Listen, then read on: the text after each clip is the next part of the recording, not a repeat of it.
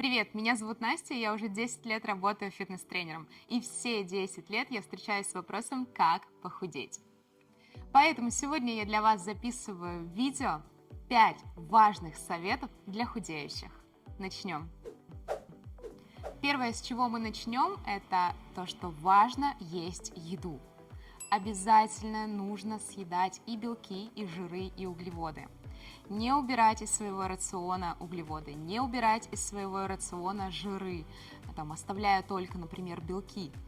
Кушайте, никаких диет. Диеты вас приведут к быстрому результату, но замедлят обменные процессы. И после того, как ваша диета завершится, вы наберете в 2 раза больше, потому что обменные процессы замедлились, а вы вернетесь к своему привычному рациону питания. Наша задача в процессе похудения давать микро- и макронутриенты для нашего организма, для того, чтобы похудение проходило менее стрессово. О том, что такое белки, жиры и углеводы и в каких они продуктах находятся, вы можете прочитать в моей памятке, которую я для вас оставила по ссылке под этим роликом. Обязательно изучите эту памятку, в ней есть вся необходимая информация, которая поможет вам понять, что нужно кушать и в каких количествах. Помните, что самое важное – это разнообразие еды. Нашему организму нужны разные микроэлементы, а макроэлементы необходимы для здоровой жизнедеятельности. Совет номер 2. Исключите весь фастфуд, соусы, сахар и спиртное. Это действительно очень сильно влияет на процессы похудения.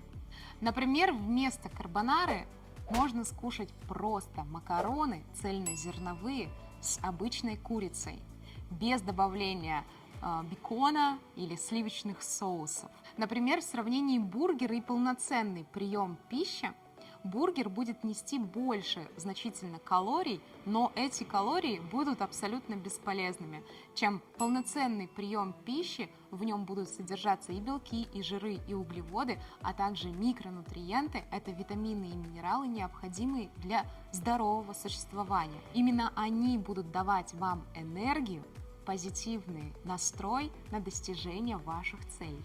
В третьем совете я хочу поговорить о физической нагрузке. Пожалуйста, разнообразьте свои тренировки. Они не должны быть только кардио или только силовыми. В кардиотренировке в моменте, да, мы сжигаем жиры, но на перспективе, когда мы приходим домой, у нас не происходит жиросжигание. А вот после силовых тренировок, в моменте мы на тренировке не сжигаем жиры, но после, когда восстанавливаемся, происходят активные процессы жиросжигания. Эти два направления взаимосвязаны. Без кардиотренировок на силовых тренировках вы не сможете выполнять тяжелую нагрузку.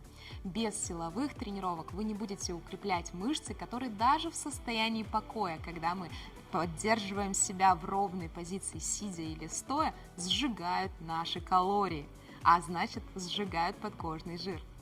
Совет номер 4. Очень важную роль играет восстановление, поэтому делайте на нем акцент. В процессе похудения мы погружаем наш организм в состояние стресса. В повседневной жизни мы и так получаем большую нагрузку на центральную нервную систему, которая отвечает за все процессы в нашем организме и за процессы восстановления. И очень важно делать акцент на отдыхе. Постарайтесь сделать свой сон более качественным. Надевайте маску и беруши для того, чтобы уменьшить влияние внешних раздражителей на свой организм, для того, чтобы сон был более глубоким и качественным. Если вы чувствуете, что ваше тело устало от интенсивных тренировок, возьмите один день отдыха. Или, возможно, выполните мягкую тренировку, в которой вы не будете чувствовать стресса и яркой нагрузки. Даже самая обычная йога может оказаться стрессовой для вашего организма. Постарайтесь облегчать упражнения, которые вам кажутся в моменте слишком сложными.